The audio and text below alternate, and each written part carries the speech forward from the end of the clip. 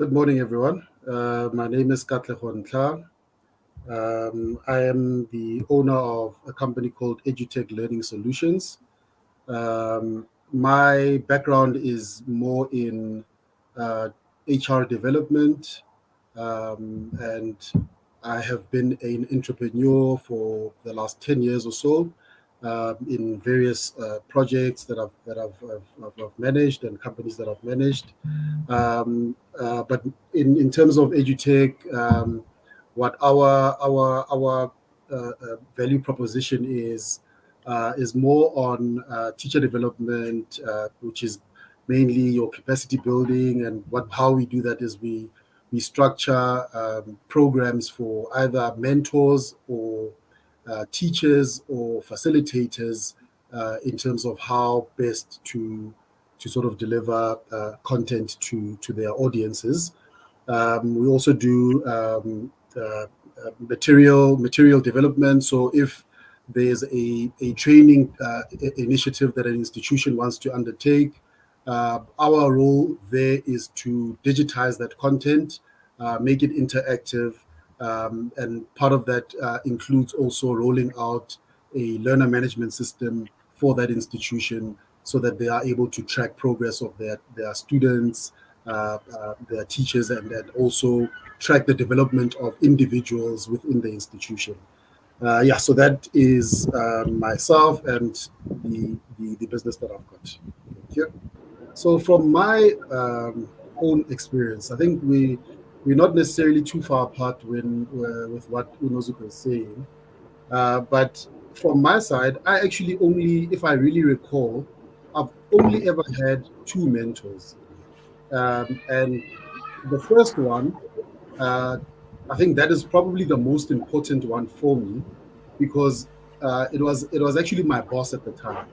So this is somebody who I guess maybe saw some potential and figured that, well, at some point I'll probably be the guy that's next in place to take over his job. But we developed a very personal relationship as well, which I think is also an important thing. That if you really want to get a mentor, firstly it needs to be somebody you look up to, and I think that is actually one of the most important things about how to identify the type of mentor that would work best for you. But for me, I think what I got from the experience of having a mentor was somebody who actually, first and foremost, helped me identify what it is that I am passionate about. So, funny enough, I actually got into the HR space not because I really wanted to, but it was because at the time, the guys were hiring, and I just applied. But eventually, I developed the passion for it, especially with regards to development, personal development, and all of that. So this is what my mentor at that point really built within me. But in doing so, I think they also helped me identify that, you know, I actually am somebody who's interested in venturing into a business space and rather selling my skill sets within a business sort of setting rather than as more an employee.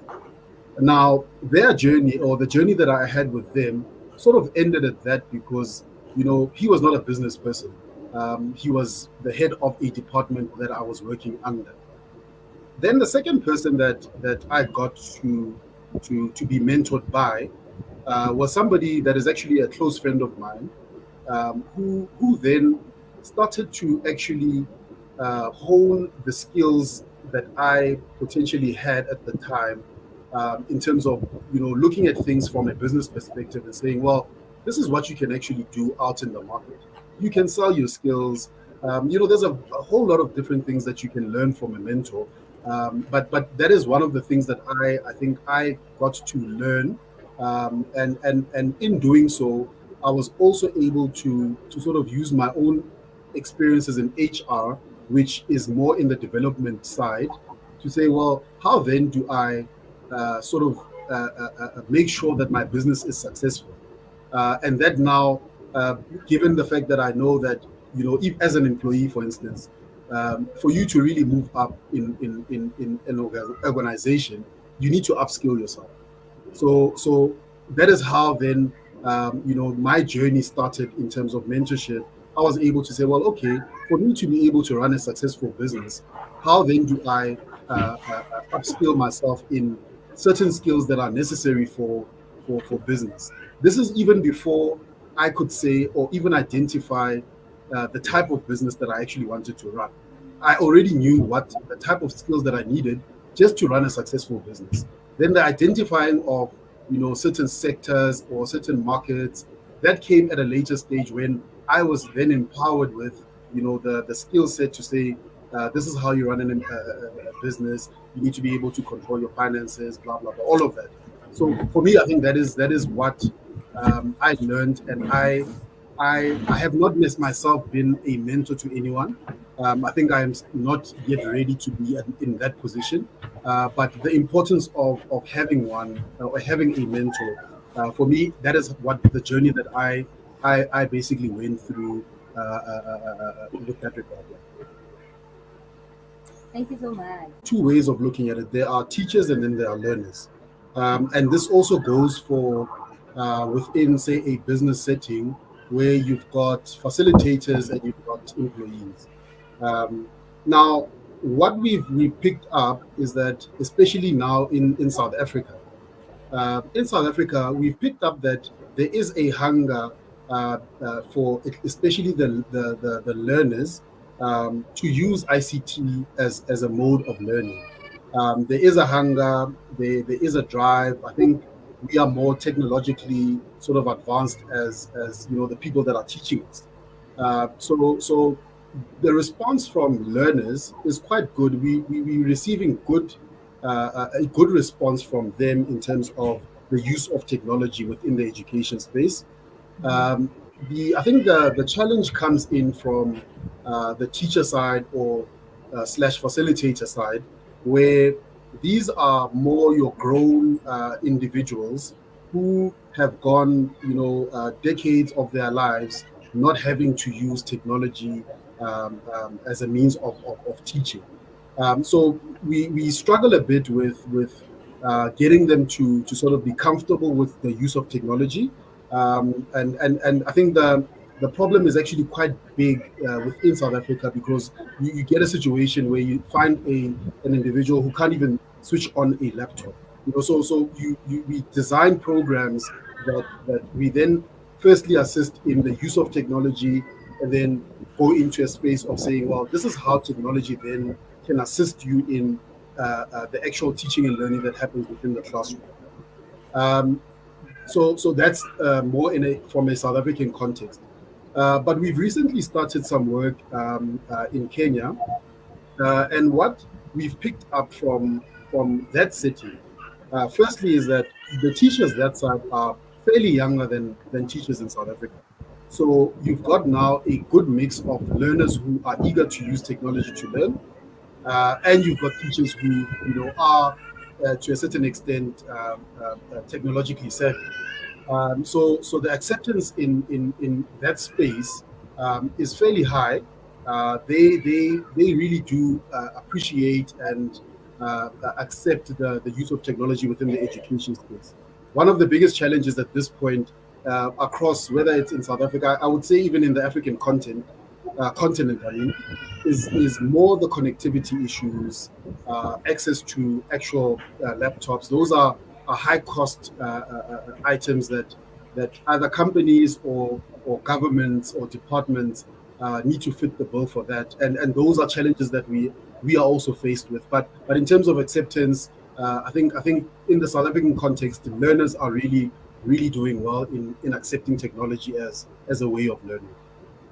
Thank you. Thank you so much. I have a question. Look, I think in the earlier intro, what I was trying to sort of stress about skills development is that before you even think about a business or having a business idea that you want to execute, there are certain things that you need to look at, because one of the things that people also need to understand about running a business is that yes, a business in the legal sense is almost sort of a juristic person or type of thing. But at the end of the day, there's people that need to run that business. That there's people that need to make sure that the business is a success.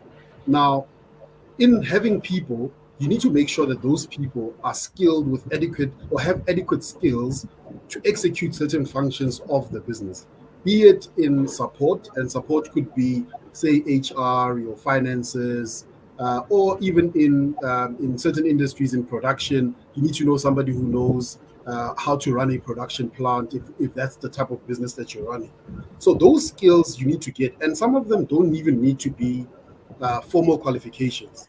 I think that's also one aspect, the way people think that, well, because I don't have a degree in ICT, for instance, and I think Ulozuko was saying that she has a business in ICT, or say in app development, but she doesn't necessarily need to have the skills in ICT or a skill in app development. What she does have, however, is she's got management skills. She knows how to then firstly identify the type of skills that are needed, and you would have had to learn that from somewhere. This is where courses such as business administration, even I think the NYDA also offers something like that. I think Kuti was mentioning that as well. That what they teach is not necessarily specific to the idea, but more in terms of how do you run a business. And in that, that's where you need to know or need to have certain skills, be it even if it's not in depth, be it just knowing how cash flow works, knowing how HR. You don't have to be an expert in it, but knowing that, well, you need to follow certain laws. Yes, certain laws in terms of HR. You don't know the skill, so you can get somebody who can do that for you. Now, it's important that you, as a business owner or a business manager, you need to upskill yourself in certain areas of your own business. You need to know how money works. You need to know how your operations work. Yes, you can get other people that have expertise in certain things to come in and assist you with that. But it is absolute paramount that you actually get certain skills. That, a simple example is skills in, say, business analysis. That is, certain institutions offer short courses on that. It can be a 2-month program, it can be a month or anything. But what it assists you with is being able to look into how you firstly maybe report on so that certain things about your business, so your financials. How do you analyze whether, if you are in production, how do you analyze whether you need to have more capacity of one item versus the other based on your sales, blah blah blah. So those are skills that you just need to go out and learn. I think that is what my contribution would be on skills development. I think I might maybe come in later because I think this is quite an interesting topic for me. I think it gets me a bit excited when we talk about development. I agree. That's Yeah, great. yeah. Thank you. It it is difficult, eh? It is difficult. I won't lie.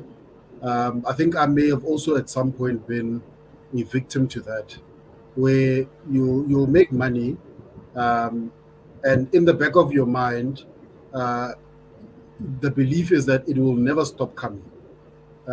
So you allow yourself to not sort of reinvest in your business, but to sort of just squander, spend a bit, that type of thing.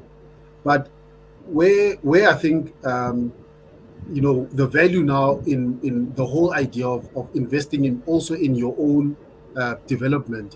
This is through now some of the courses that we've mentioned now in our chat, is that once you actually start going into that, into certain skills development areas, you then realize, and I think it almost comes naturally that, well, look, you start thinking about sustainability. You start thinking, well, okay, how do I then sustain this business? You also know that once you've learned certain skills, and you believe that you have a passion for whatever it is that you're doing, you then also want this thing to be sustainable, to continue going forward. So I think that is where you would have learned certain skills about how then do you save this money, how then do you reinvest it, and reinvesting it can also be in the form of other businesses or business ideas that you have, reinvesting in that to sort of diversify your income stream. But yeah, in essence, it is almost as important as the actual development of yourself. It is as important for you to make sure that whatever it is that you are doing, you are able to sustain it. That also comes with the passion that you have for your business. So if you don't have passion, and we've seen, I think, this a lot happening, in society today, where, for instance, I open up a company because I've got a connection somewhere. The connection is maybe in construction. It is not a passion that you have. It is a quick money making thing for you. The money, in most instances, goes as quick as you got the contract. So once you develop the passion for your business, once you actually take your business seriously, it comes naturally to you that you need to grow your business. You need to diversify your income stream, and so forth. So yeah, I think in terms of savings, it is a big mistake that a lot of people make, where they squander the money, or they and I'm not saying you shouldn't buy a flashy car, but I think if you know how much you've actually made in your business, you would know whether you can afford that fancy car or not. But also knowing that I have reinvested some of my income to growing the business. All right, cool. So my take on that, right? I think why I have been saying that I'm particularly passionate about development is because one thing you realize about uh, especially the township economy is that, or even entrepreneurs who started their business, and their businesses are primarily based within the township setting, is that I think a lot of people just don't take the time to research some of these things. Obviously, yes, we understand that there are a lot of different challenges, access to internet, blah blah blah. But I think it is for me. It is one of the areas, or yeah, I would say areas that really needs to be tapped in, because there is a hell of a lot of potential within the township economy. Now, I think Nozuko did say that, the information is there. Perhaps what corporates should really try and do is not to just leave this information on their websites, but to have some type of awareness programs within the township to inform people that, look, we are here, we've got certain programs that we run where we fund young entrepreneurs within the township economies. And you hear this a lot on social media, where people are like, well, corporates are not really doing anything for us, blah blah blah. But the problem is, I reckon the problem is, corporate isn't necessarily doing its absolute best to provide this information where it's mostly needed. Now, you expect somebody to go onto your website, and read through everything on your website to find a small button somewhere that says maybe CSI or whatever, and you expect somebody to do that, who at the end of the day is struggling to put together a meal at home. So those are obviously challenges that are there within the township economy. But I think corporate I think they can do more, as Puti said, in creating more awareness of opportunities that are there. Yes, and I think institutions like NYDA, for instance, Puti, maybe this is maybe putting you on a bit of the hot seat, but these are sort of initiatives that institutions like that can drive in saying, well, they've got better access to corporate institutions. Maybe let's do awareness programs within townships for people to be able to know that there is this type of support that they can receive from them. And I think that will definitely assist in growing the township economy. First part being the importance of collaboration or partnerships before I go into the purposes for the purpose of funding. Um, so from and I will speak from my own personal experience. I think there's probably only one business that I have started where I did not partner or collaborate with anyone else, because, like I said, some of the things you have expertise in certain areas, but certain areas you need to rely on somebody else who does, in order for this thing to really operate. And obviously, you need to be able to complement each other in terms of the skill sets that you both bring into whatever venture that you go into. So for me, I think it is very important that, based on the idea, so you always need to take it back to the idea.